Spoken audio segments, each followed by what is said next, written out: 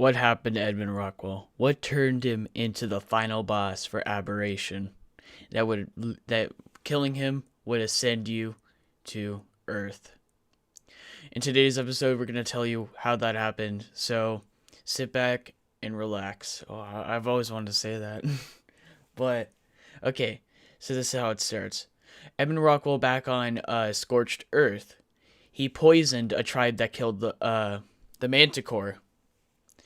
He used the element that he got from them and he studied it and stuff, and then he was able to ascend with Helena Walker to Aberration.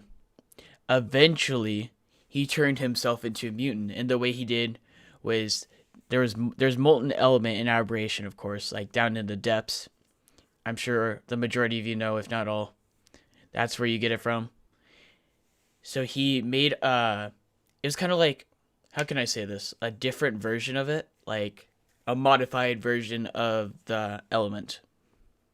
That's how I'm going to go off of it, as he injected himself with it. He injected his bulb dog already, and it turned into like a mutant or something, and he ended up killing it. And then he injected himself, turning him into the huge monster. He destroyed a whole village where Helena Walker and them lived. It didn't kill Helena Walker or Mei Yin. Mei Yin, because they were on the surface already trying to save the Ark from total destruction because the obelisks were malfunctioning and were about to explode.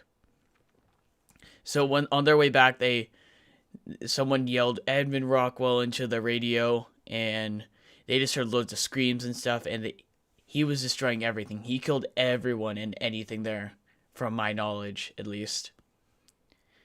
After that, Mei Yin swore vengeance and hunted him down. Helena came too, and they quote-unquote killed him. He dug a hole in the ground, and then they threw him in down there, and that's probably where you get teleported to. I'm guessing when you get all the artifacts and you're trying to ascend. I'm guessing that's how it works. This is where the quote-unquote Edmund Rockwell's death was. So this is what happened. I caught up with Mei Yin and Rockwell among the flowing rivers of magma in the deepest pits of the caverns, where they were already in the midst of battle. By then, Rockwell had grown into a hulking monstrosity, lashing out with flailing tentacles.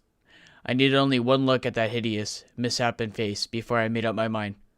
I fired until my trigger finger went numb, and together we were able to divide his attention.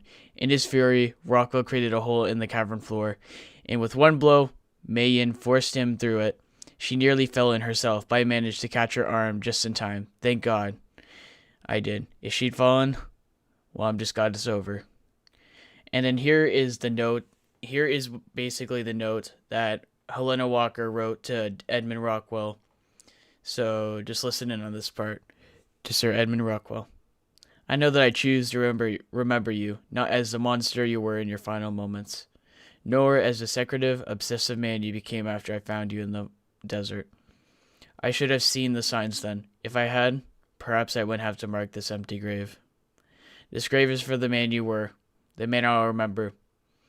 He was the man who I talk and laugh with over tea long into the night, and the man who'd offer me supplies and a steed without a second thought. He's a scientist, a scholar, and a gentleman. Wherever that man is, I hope he is at peace. Your friend always, Helena Walker. That's the story of how Rockwell became the final boss. I hope you did enjoy. So yeah, make sure to subscribe and like the video. I'm going to try and make more of these videos, especially when Extinction comes out. I'll be looking more into the lore and etc. And if you want to see my survival series and join my PvP server, down in the description below. Links down there. Follow me on Twitter. So yeah, thank you all for watching.